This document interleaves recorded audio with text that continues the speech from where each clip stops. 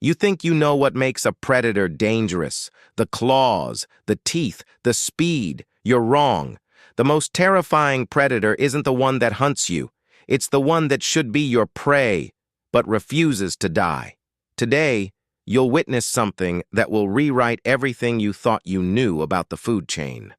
A moment when the universe's most efficient killing machine, a species that has conquered 1,000 worlds, discovers there's something far more frightening than being the hunter. Being hunted by something that won't stop fighting. This is the story of the day the Kithara Empire learned that some prey bites back. What you're about to hear changed the course of an interstellar war. It changed me, and after today, it'll change you too. My name is Tactical Observer Zethkar. I've witnessed the fall of civilizations. I've cataloged the extinction of species. I've watched worlds burn. But I've never seen anything like what happened when we cornered that human soldier in Sector 7. I've never seen a predator run. Timestamp 2347.156.08:42, Sector 7, Kepler Station, Observer Post Delta. The coffee tastes like recycled engine coolant. Again. I'm logging this because Command requires documentation of all tactical encounters, but mostly because I need to put down what happened before I start questioning my own memory. 3 cups of this synthetic sludge, and I'm still shaking. Not from the caffeine. The Apex-class hunter dropped into our sector at 0840 hours. Beautiful creature, if you appreciate death sculpted into biological perfection. 12 feet of midnight black carapace, 4 arms ending in molecular edge talons, and a cranial ridge that pulses with bioelectric targeting systems. The Kithara bred them specifically to end wars quickly. One hunter can clear an entire installation. Command had been tracking this particular specimen for 6 standard rotations. Designation: Primary 7 Alpha. Kill count: estimated 400 sentients across 11 engagements. It moved through our defensive grid like we'd painted targets on ourselves, until it reached Section C, timestamp 0843. I was monitoring through the primary sensor array when P7 Alpha entered the corridor where Sergeant Chen was holed up. Chen, human, Terran Defense Corps, stubborn as gravity, been cut off from his unit for 2 days, living on emergency rations and whatever medical supplies he could scavenge. Should have been easy prey. P7. Alpha's thermal signature bloomed on my screen as it stalked down the hallway. Perfect predatory form. Silent. Calculated. A death approaching on 6 legs with the patience of geological time. Chen was in Storage Bay 7. Wounded. Alone. No backup coming. The hunter paused outside the bay. Its cranial sensors lit up like a festival display. Locked on. Target acquired. The bioluminescent patches along its spine brightened. A Kithara threat display that usually meant prey was about to become paste. Timestamp 0844. P7 Alpha flowed through the storage bay entrance like liquid nightmare. Chen was waiting, not hiding. They're not cowering. Just waiting. Sitting on a supply crate, field medical kit open beside him, stitching up a gash on his forearm with the kind of methodical precision you'd use to repair equipment. The hunter froze. I've studied Kithara behavioral patterns for 8 years. They're apex predators, but they're not stupid. They evolved on a world where everything wanted to kill everything else, so they developed exquisite threat assessment capabilities. Looking at their prey didn't confuse them. The Chen looked up from his stitching. "Hey there, gorgeous." His voice carried across the comm, tired, conversational, like he was greeting a neighbor. P7. Alpha's bioluminescence flickered. Timestamp 0845. The hunter's cranial ridge cycled through 3 different scanning frequencies. Its thermal sensors painted Chen in shifting spectrum analysis, searching for weapons, backup, traps. Chen kept stitching. You're probably wondering why I'm not running, he said, tying off the suture. Thing is, I've been thinking about that for the past hour. Running's what prey does, and I figured out something important while I was waiting for you. P7. Alpha's secondary arms flexed, talons extended. Chen stood up, slowly, no sudden movements. I'm not your prey. The hunter struck. Faster than my recording equipment could properly track. A blur of chitin and death that should have painted the storage bay with human remains. Should have. Chen wasn't there anymore. On a timestamp, 084503. He dropped into a combat role, come up behind a support beam, already moving toward the emergency access panel, not running away from the hunter, running toward something. P7. Alpha spun, sensors recalibrating, trying to lock onto a target that refused to behave like prey. Chen's voice echoed from somewhere near the ventilation intake. See? The thing about apex predators? You guys are really good at killing things that want to live. Another strike. Another miss. Ma Chen had slipped into the maintenance crawlway. Timestamp 0846. I watched P7 Alpha's bio signs spike. Confusion. The hunter had never encountered prey that moved like this. Not fleeing, but repositioning. Not panicking, but calculating.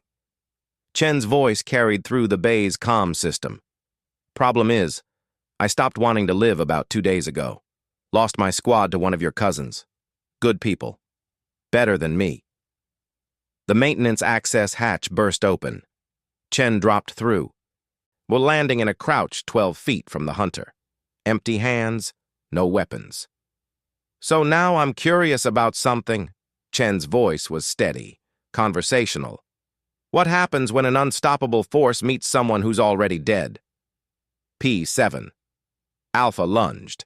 Chen stepped aside. Not a dodge. A redirect. Used the hunter's momentum to spin it past him, threw his full weight against one of its secondary arms, leveraging its own mass against its balance. The hunter crashed into the storage containers. During timestamp 0847. I'm watching the tactical feed, and I can't process what I'm seeing. P7. Alpha is a perfect killing machine, bred for murder, enhanced for war. It's not supposed to miss. Chen was circling now, still talking. You know what I figured out while I was waiting? Pain's just another kind of information, and I've been collecting a lot of information lately. The hunter recovered, sensors blazing, trying to predict movement patterns that didn't match any known prey responses. So Chen smiled. It wasn't a nice smile. Timestamp 0848. What happened next took 17 seconds. I've watched it 43 times trying to understand the tactical implications. Chen didn't fight the hunter. He turned the storage bay into a weapon, emergency pressure seals, gravity generators, atmospheric processors, environmental controls most species never think about because they're just background systems that keep you alive. Chen thought about them. P7. Alpha struck again. Now Chen triggered the emergency fire suppression system. The hunter's thermal sensors scrambled in the sudden temperature chaos. Another lunge. Chen activated the artificial gravity cycling protocol. P7 Alpha found itself trying to track prey in shifting gravitational fields. Timestamp 0849. The hunter was adapting. It was designed to adapt. But every time it calculated Chen's position, he'd changed the fundamental rules of the space they were fighting in. It's the thing about being already dead, Chen said, voice coming from speakers throughout the bay as he rerouted the comm system, is you stop worrying about consequences. P7. Alpha spun, sensors wide, trying to locate the source of the voice. Chen dropped from the overhead maintenance shaft, landed on the hunter's back. Timestamp 0850. No weapons, just hands, just gravity. Just the knowledge that if you apply pressure to the right neural cluster at the base of a Cathara's cranial ridge, and their motor functions start to lag. Chen applied pressure. P7. Alpha's bioluminescence flickered, dimmed. problem with being apex predators, Chen whispered, voice carrying across the comm as he held the struggling hunter, is you never learn to lose. The hunter's movement slowed, stopped. Timestamp 0851. P7 Alpha collapsed. Not dead. The neural pressure point Chen had found was temporary paralysis, not termination. But the hunter was down, immobilized. Chen climbed off its back. The one live Kithara hunter. And someone bring one live Kithara hunter. And someone bring coffee that doesn't taste like engine coolant. He paused, looked directly into the security camera. Also, might want to update your tactical assessments. Turns out apex predators have a blind spot. What's that, Sergeant? Came command's response. Chen smiled again, and the same not nice smile. They assume everything else wants to survive. Timestamp 2347.15.6.14:22, post-engagement analysis chamber. The synthetic coffee still tastes terrible. I've switched to whatever the humans call instant. Somehow worse, but the ritual helps me think. 6 hours after the Storage Bay 7 incident, Command ordered a full tactical analysis. They wanted to understand how one injured human had neutralized their most effective hunter. I wanted to understand why I couldn't stop watching the footage. Timestamp 1425. The debrief started with biology specialist Krintar explaining Kithara hunter physiology, perfect killing machines, redundant nervous systems, backup organs, evolutionary advantages accumulated over millions of years.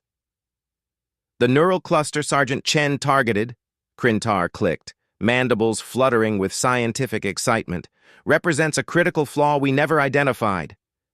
Temporary paralysis can be induced through specific pressure applied to the cranial ridge interface. Strategic Analysis Officer Veltar wasn't impressed. One human discovering an unknown weakness doesn't constitute tactical intelligence, she hissed. P7 Alpha was clearly defective. Hunters don't get confused by prey movement. I'd been staring at the tactical feed for hours, rewinding, rewatching, looking for the moment when everything changed. It wasn't the movement, I said. Yet they turned to me. Waiting. Timestamp 1427. P7 Alpha wasn't confused by how Chen moved. It was confused by why he moved. I pulled up the bio readout from the hunter's cranial sensors. The data stream that should have been simple. Identify. Target. Kill. Instead, the readings showed something else entirely. Look at the threat assessment algorithms, I said, highlighting the sensor data. P7 Alpha systems kept trying to classify Chen as prey. Prey fears death. Chen had somehow moved. Prey fears death. Chen had somehow moved beyond fear. Timestamp 1430.